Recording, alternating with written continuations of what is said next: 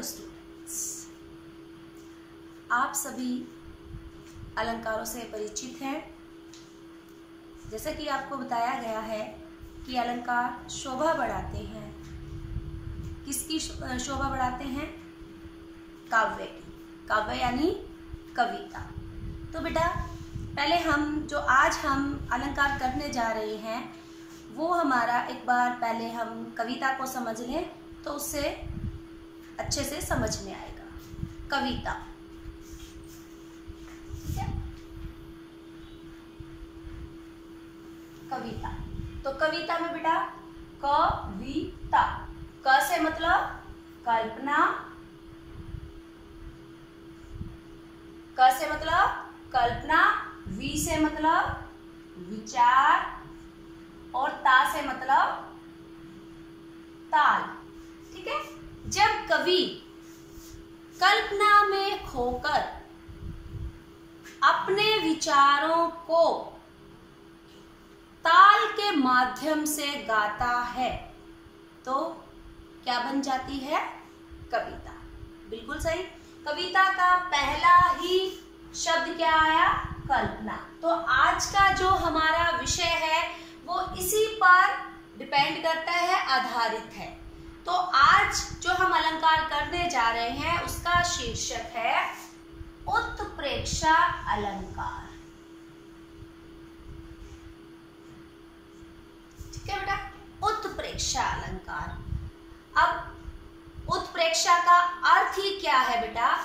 उत्प्रेक्षा का अर्थ क्या है? अर्थ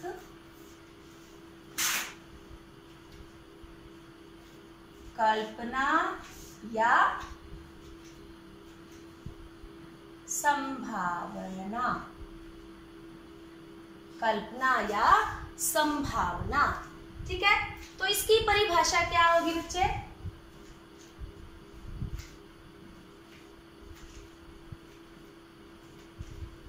परिभाषा, जहां रूप गुण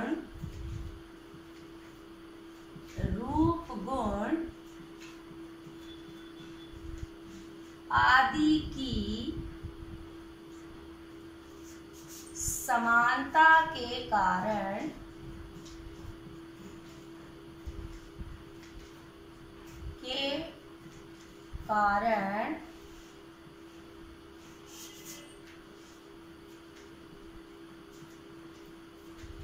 उपमेय में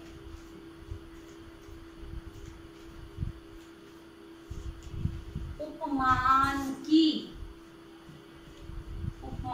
क्या? कल्पना। उपमान की कल्पना या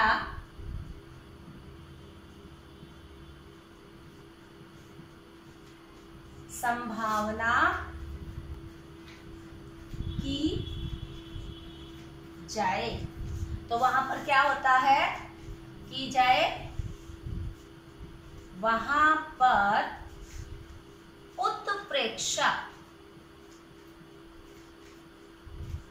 उत्प्रेक्षा अलंकार होता है।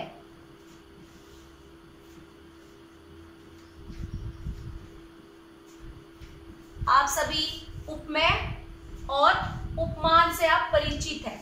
उपमेय मतलब जिसकी तुलना की जाए, उपमान जिससे तुलना की जाए। Very good. अब बेटा इस अलंकार को पहचानने के लिए कुछ ट्रिक अपनाई जाती हैं। कुछ शब्द आते हैं जिनके माध्यम से हम आसानी से जान पाते हैं कि ये उत्प्रेक्षा अलंकार है। ठीक है? पहचान वाले शब्द, जैसे हमने उपमा अलंकार की पहचान वाले शब्द किए थे, इसी तरह से इसमें भी पहचान वाले शब्द है।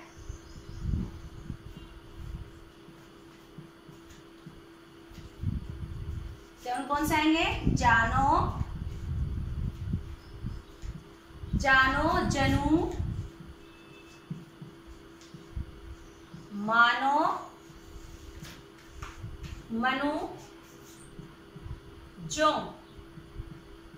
जहां पर हमें ये शब्द नजर आ जाते हैं तो हम आइडिया लगा लेते हैं, अपने हिसाब से कर लेते हैं कि इसमें उत्प्रेक्षा अलंकार होगा। तो आइए इसको एक छोटे से उदाहरण के माध्यम से हम समझते हैं। जैसे हमने कहा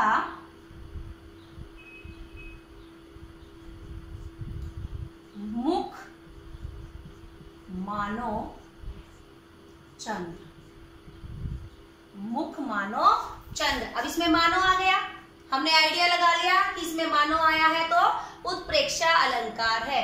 तो परिभाषा के हिसाब से हम इसको समझेंगे बेटा।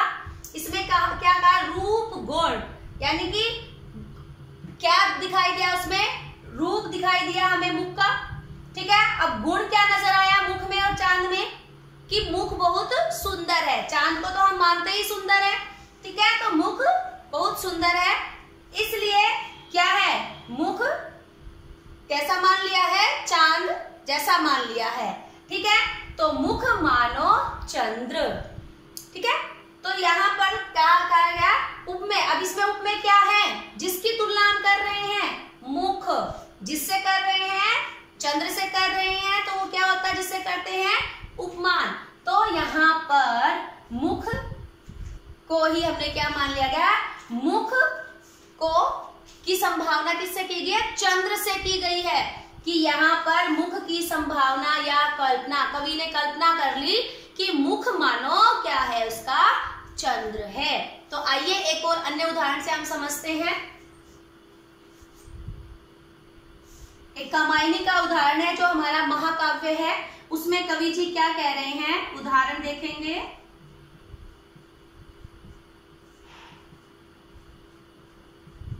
उस वक्त मारे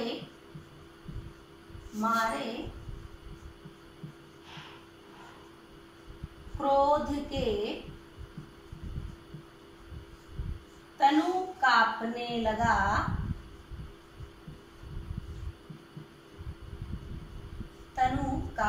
लगा, मानो, आ गया ना मानो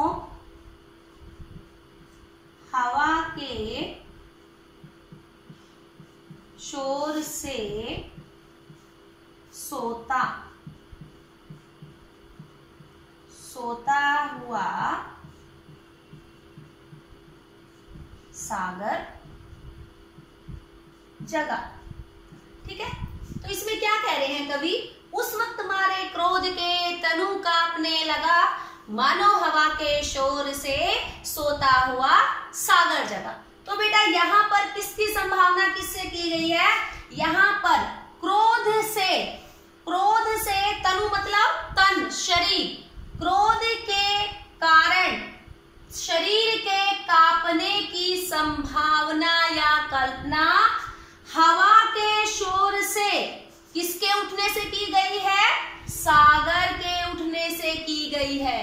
कि यहाँ पर कवि ने कल्पना कर ली कि जिस प्रकार हमारे शरीर में, जैसे ही हमें कोई किसी भी बात पर गुस्सा आता है तो हमारा शरीर क्या होता है, कांपने लगता है, हम हड़बड़ा जाते हैं। उसी प्रकार से जब तेज हवा चलती है तो ऐसा लगता है जैसे उसमें लहरें उठने लगती है, तो ऐसा लगता है कि हवा के शोर से जो सागर आराम से सो रहा था वो जो है उठ गया है। तो यहाँ पर कवि ने कांपते हुए शरीर की संभावना या कल्पना सोते हुए सागर के हवा के शोर से उठने से की गई है। अतः यहाँ पर उत्प्रेक्षा अलंकार है। तो आइए हम एक और उदाहरण देख लेते हैं इसी का।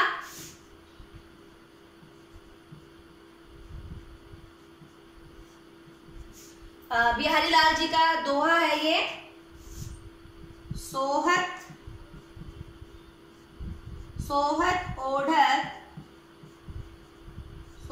ओढ़त पीठ पट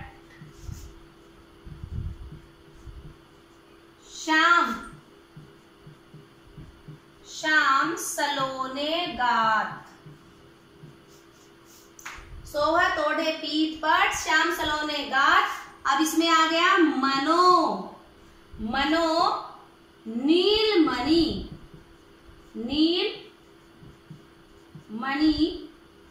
सैल पर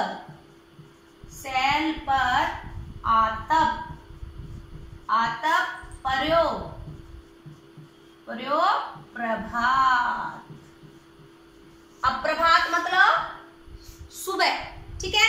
सुबह आतप प्रयोग का मतलब है सुबह उदित होते हुए पड़ने वाली सूर्य की किरणें। आतप मतलब पड़ने वाली सूर्य की किरणें। अब इसमें बिहारी लाल जी क्या कह रहे हैं कि सोहत मतलब है इसमें सुशोभित होना, ओढ़त मतलब पहनना, पीत मतलब पीले, पट मतलब वस्त्र, शाम मतलब श्री कृष्ण जी के लिए आया है, सलोने मतलब प्यारे सावले शरीर, गात मतलब शरीर, मनो मान लो, ठीक है, या कल्पना की है।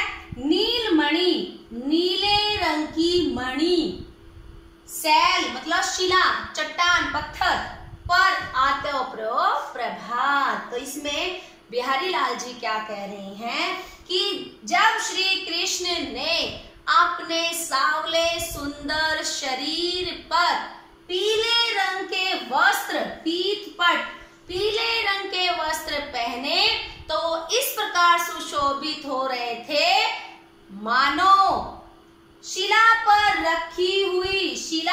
रखी हुई नीलमणि पर उदित होते हुए निकलते हुए सूर्य की किरणें। प्रभात में निकलता है, सुबह निकलता है सूर्य, उदित होते हुए सूर्य की किरणें उस पर पड़ रही हो। यानी कि श्री कृष्ण जी जब अपने नीले सावले सुंदर शरीर पर पीले वस्त्र पहनते हैं तो बिल्कुल नीलमणि के समान सुंदर दिखाई देते हैं, बहुत ही सुंदर लग रहे हैं।